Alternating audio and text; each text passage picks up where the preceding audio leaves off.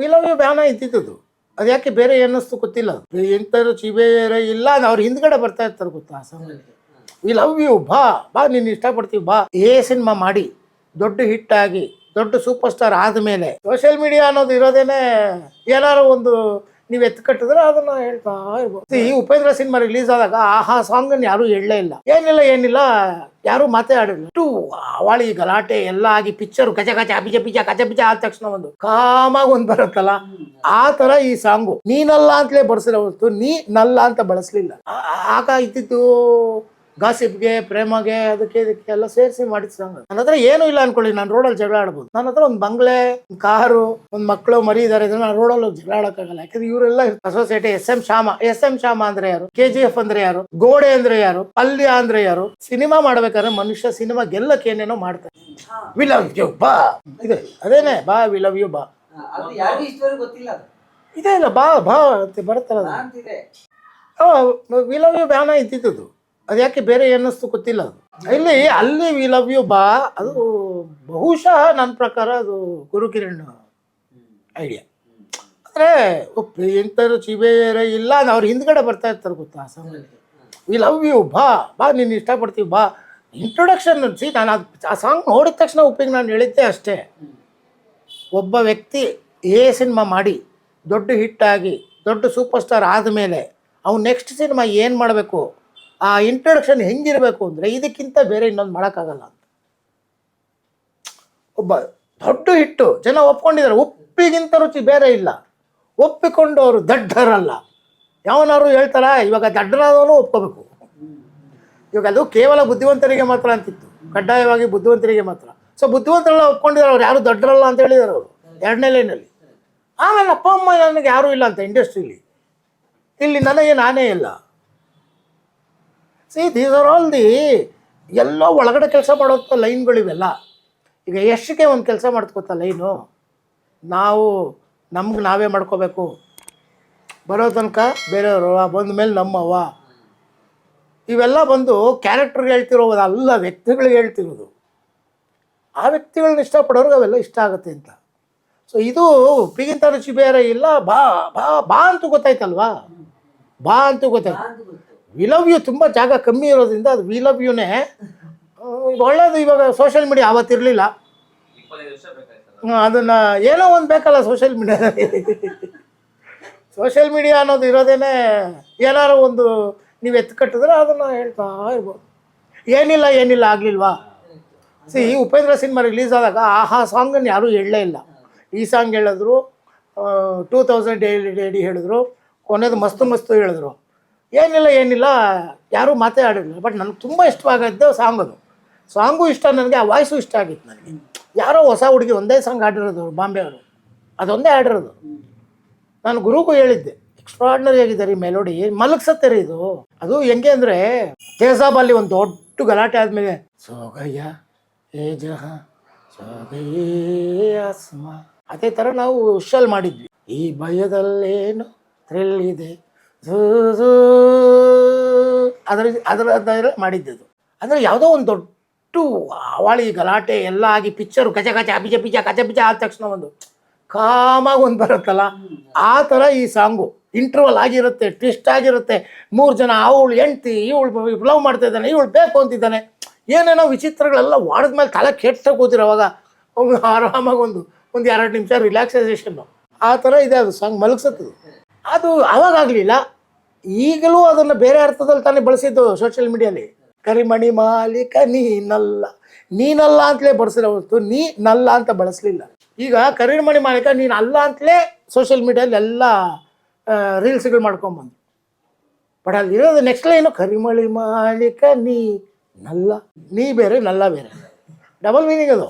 ಹುಡುಕಿದರೆ ಏನೇನಿಲ್ಲ, ಕೆದಕಿದರೂ ಏನೇನಿಲ್ಲ ಏನೂ ಇಲ್ಲ, ಆ ಥರ ಏನಿಲ್ಲ ನಿನ್ನ ನಡುವೆ ಏನೇನಿಲ್ಲ. ಸೊ ಅದು ಆಗ ಇದ್ದಿದ್ದು ಗಾಸಿಪ್ಗೆ ಪ್ರೇಮಗೆ ಅದಕ್ಕೆ ಇದಕ್ಕೆ ಎಲ್ಲ ಸೇರಿಸಿ ಮಾಡಿದ ಸಾಂಗ್. ಆ ಟೈಮಿನ ಒಬ್ಬ ರಾಜಕಾರಣಿಗೆ ಲಿಂಕ್ ಆಯ್ತು ಅನ್ನೋ ತರದೊಂದು ಚರ್ಚೆ, ಒಂದು ಡೈಲಾಗ್ ಹಂಗೆ ಆಗಿತ್ತು. ಅದನ್ನೇ ಹೇಳೋದು, ನನಗೇನು ಇಲ್ಲ ಅಂದಾಗ ನಾನು ಜಗಳ ಆಡೋದು ಈಸಿ. ನನ್ನ ಹತ್ರ ಏನೂ ಇಲ್ಲ ಅಂದ್ಕೊಳ್ಳಿ, ನಾನು ರೋಡಲ್ಲಿ ಜಗಳ ಆಡ್ಬೋದು. ನನ್ನ ಹತ್ರ ಒಂದು ಬಂಗ್ಲೆ, ಒಂದು ಕಾರು, ಒಂದು ಮಕ್ಕಳು ಮರಿ ಇದ್ದಾರೆ ಇದನ್ನು ರೋಡಲ್ಲಿ ಹೋಗಿ ಜಗಳ ಆಡೋಕ್ಕಾಗಲ್ಲ, ಯಾಕಂದ್ರೆ ಇವರೆಲ್ಲ ಇರ್ತಾರೆ. So you have something to lose. ನಮ್ಗೆ ಏನಾದ್ರು ಇದ್ದರೆ, ನಮ್ಗೇನು ಇಲ್ಲ ಅಂದಾಗ ನಾವು ಫೈಟ್ ಮಾಡೋದು. ಅದು ಏನೂ ಇಲ್ಲದೆ ಇರೋಂಥ ಸ್ಥಿತಿ. ಯಾರ ಮೇಲೆ ಬೇಕಾದ್ರು ಯಾಕೆ ನಿಮ್ಗೆ ಆಪ್ರೇಷನ್ ಅಂತನಲ್ಲಿ ಕರೆಕ್ಟಾಗಿ ನೋಡಿ ಯಾರ್ಯಾರು ಇದ್ದಾರೆ ಎಲ್ಲ ಆಗಿನ ಕಾಲದ ಪಾಪ್ಯುಲರ್ ಟಾಪ್ ರಾಜಕಾರಣಿಗಳ ಕಾರ್ಟೂನ್ಗಳು ತಾನೇ ಅಲ್ಲಿ ಬಂದಿದ್ದು. ಮನೋಹರ್ ಅವ್ರ ಕ್ಯಾರೆಕ್ಟ್ರೇನು, ವಿಜಯ್ ಸಾರಥಿ ಅವ್ರ ಕ್ಯಾರೆಕ್ಟ್ರೇನು, ನಮ್ಮಲ್ಲೇ ಒಬ್ಬ ಅಸೋಸಿಯೇಟ್ ಎಸ್ ಎಂ ಶ್ಯಾಮ ಅಂದರೆ ಯಾರು, KGF ಅಂದರೆ ಯಾರು, ಗೋಡೆ ಅಂದರೆ ಯಾರು, ಪಲ್ಯ ಅಂದರೆ ಯಾರು. ಸೊ ಇವೆಲ್ಲ ಏನು ಗೊತ್ತಾ ಸರ್, ಸಿನಿಮಾ ಮಾಡ್ಬೇಕಾದ್ರೆ ಮನುಷ್ಯ ಸಿನಿಮಾ ಗೆಲ್ಲಕ್ಕೆ ಏನೇನೋ ಮಾಡ್ತಾನೆ, ಕಸರತ್ತುಗಳು. ಆಗಿನ ಆ ಸಮಯದಲ್ಲಿ ಅದನ್ನು ಅರ್ಕ ಆಗತ್ತೆ ಅಂದ್ಕೊಂಡು ಮಾಡ್ತಾನೆ ಅಷ್ಟೇ, ಅದು ಕ್ಲಿಕ್ ಅಷ್ಟೇ. ಆಮೇಲೆ ಅದನ್ನು ಸೀರಿಯಸ್ ಆಗಿ ತಗೋಬಾರ್ದು. ಹಿಂದಿನ ರಾಜಕಾರಣಿಗಳಲ್ಲಿ ಅದೊಂದಿತ್ತು, ದೇ ವುಡ್ ನಾಟ್ ಟೇಕ್ ಕಾರ್ಟೂನ್ಸನ್ನು ಸೀರಿಯಸ್ ಆಗಿ ತಗೊಳ್ಳಲ್ಲ ಅವರು. ಹಿಂದಿನ ರಾಜಕಾರಣಿಗಳು ಕಾರ್ಟೂನಲ್ಲಿ ಅವ್ರನ್ನ ಏನೋ ಕೆಟ್ಟದಾಗಿ ತೋರಿಸ್ತಾರೆ, ಇನ್ನೇನೋ ಮಾಡ್ದಂಗೆ. ಅದೊಂದು ಪೊಯೆಟಿಕ್ ಲಿಬರ್ಟಿ ರೀ, ವಿಡಂಬನೆ ಮಾಡಲಿ ಬಿಡ್ರಿ, ನಮ್ಮನ್ನು ಯಾರು ವಿಡಂಬನೆ ಮಾಡಲಿಲ್ಲ ಅಂದರೆ ನಾವು ತುಂಬ ಸೀರಿಯಸ್ ಆಗಿರ್ತೀವಿ, ಸೀರಿಯಸ್ ಆಗಿ ಕಾಣಿಸ್ತೀವಿ ಅಂತ. ಈಗ ಅದರ ಈ ಥರ ರಿಯಾಕ್ಟ್ ಮಾಡಲ್ಲ. ಏನಾರು ಮಾಡಿದ್ರೆ ಇನ್ನೊಬ್ಬ ಟಕ್ಕಂತ ರಿಯಾಕ್ಟ್ ಮಾಡ್ತಾನೆ. ಸೋಷಿಯಲ್ ಮೀಡಿಯಲ್ಲಿ ಅವನ ಪರ ಇರೋನು ಮಾತಾಡೋಕೆ ಸ್ಟಾರ್ಟ್, ಸೊಂಟದಿಂದ ಕೆಳಗೆ ಬಂದ್ಬಿಡ್ತಾನೆ ಡೈರೆಕ್ಟಾಗಿ. ಎ ಮತ್ತು ಉಪೇಂದ್ರ ಸಿನಿಮಾ ಬಗ್ಗೆ ಬಹಳಷ್ಟು ಬೇರೆ ಬೇರೆ ಚಿತ್ರರಂಗದಲ್ಲೇ ಕೆಲವರು ಅದನ್ನ ಏನು ಹೇಳ್ತೀವಿ ಬೇರೆ ರೀತಿಯಲ್ಲಿ ಅದನ್ನ ವ್ಯಂಗ್ಯ ಮಾಡುವಂಥದ್ದು ಒಂದು ಪ್ರಕ್ರಿಯೆ ಆಯಿತು. ವ್ಯಂಗ್ಯ ಅಲ್ಲ, ದ್ವೇಷ ಬಿಡಿ. ಅಲ್ಲಲ್ಲ, ಇದು ನಾನು ಅದನ್ನ ಹೇಳಿದೆ ನಾನು ಆವಾಗಲೇ ಒಂದ್ಸಲ Z ಬಗ್ಗೆ ಇಂಟರ್ವ್ಯೂ ಮಾಡಿದಾಗ. ಪ್ರತಿಯೊಬ್ಬನು ಸಿನಿಮಾ ಮಾಡ್ಬೇಕಾದ್ರೆ ದುಡ್ಡು ಮಾಡೋದು ಹೆಂಗೆ ಅಂತಲೇ ಸಿನಿಮಾ ಮಾಡೋದು. ಅವನು ಇಲ್ಲಾಂದ್ರೆ ನ್ಯೂಸ್ ರೀಲ್ ಮಾಡ್ಬೋದು, ಇಲ್ಲ ಡಾಕ್ಯುಮೆಂಟ್ರಿ ಮಾಡ್ಬೋದು. ಅವ್ನು ಯಾಕೆ ಸಿನಿಮಾ ಮಾಡ್ತಾನೆ, ಕಮರ್ಷಿಯಲ್ ಸಿನಿಮಾ ಯಾಕೆ ಮಾಡ್ತಾನೆ? ಕಮರ್ಷಿಯಲ್ ಆಗಿ ಹೆಂಗೆ ದುಡ್ಡು ಮಾಡೋದು. ಕಂಟೆಂಟ್ ಇರೋನು ಕಂಟೆಂಟ್ ಇಟ್ಕೊಂಡು ಹೋಗ್ತಾನೆ, ಇಂಟೆಂಟ್ ಇರೋನು ಇಂಟೆಂಟ್ ಇಟ್ಕೊಂಡು ಹೋಗ್ತಾನೆ. ಇವೆರಡೂ ಇಲ್ದೇ ಅವನು ಗಿಮಿಕ್ಸನ್ನು ಹಿಡ್ಕೊಂಡು ಹೋಗ್ತಾನೆ, ಕಾಸಿಪ್ಪನ್ನು ಹಿಡ್ಕೊಂಡು ಹೋಗ್ತಾನೆ. ಅಥವಾ ಈಗ ಎ ಬಂತು, ದೊಡ್ಡ ಹಿಟ್ಟಾಯಿತು, Z ಮಾಡಿದ್ರೆ ಜನ ಫಸ್ಟ್ ಡೇ ಬಂದ್ರಲ್ಲ ಜನ. ಫಸ್ಟ್ ಡೇ ಜನ ಕ್ರೌಡ್ ನೋಡ್ಬಿಟ್ಟು ರಾಮನ್ ರೆಡ್ಡಿ ಶೂಟ್ ಮಾಡಿದ ಪಿಕ್ಚರು ಶನಿವಾರ ಹಿಂಗೆ ಹೋಗ್ತಾ ಇದ್ರು ಅವರು, ಅಪರ್ಣ ಎದುರುಗಡೆ. ಶನಿವಾರನ ಸೋಮವಾರನ ಯಾವತ್ತು ಹೋಗ್ತಾ ಇದ್ರು. ನಾನು ನೋಡಿದೆ ಒಂದ್ಸಲ ಅವ್ರನ್ನ ಸಾಯಂಕಾಲ ಶೋ. ಅವ್ರು ಸುಮ್ಮನೆ ಹಂಗೆ ವಾಕಿಂಗ್ ಹೋಗೋರು, ಎಷ್ಟು ಜನ ಇದ್ದಾರೆ ನೋಡೋಣ ಅಂತ. ಅವ್ರು ಹೇಳಿದ್ರು, ಏನು ರೀ ಸಖತ್ ಕಲೆಕ್ಷನ್ ಪಿಕ್ಚರು, ಈಗ ಮಾಡಲ್ವಾ, ಏನೋ ಒಂದು ಗಾಸಿಪ್ ಮಾಡಲ್ವಾ, ಒಂದು ಇದೆಲ್ಲ ತಂತ್ರಗಳು. ಅದನ್ನು ವೈಯಕ್ತಿಕವಾಗಿ ತಗೋಬಾರ್ದು. ಫ್ಯಾನ್ಸ್ಗಳು ತೊಗೊಂಡ್ರೆ ಅವರು ತಗೊಳ್ತಾರೆ, ಏನು ಮಾಡೋಕ್ಕಲ್ಲ, ಫ್ಯಾನ್ಸ್ಗಳು ಹಂಗೆ ಇರ್ತಾರೆ.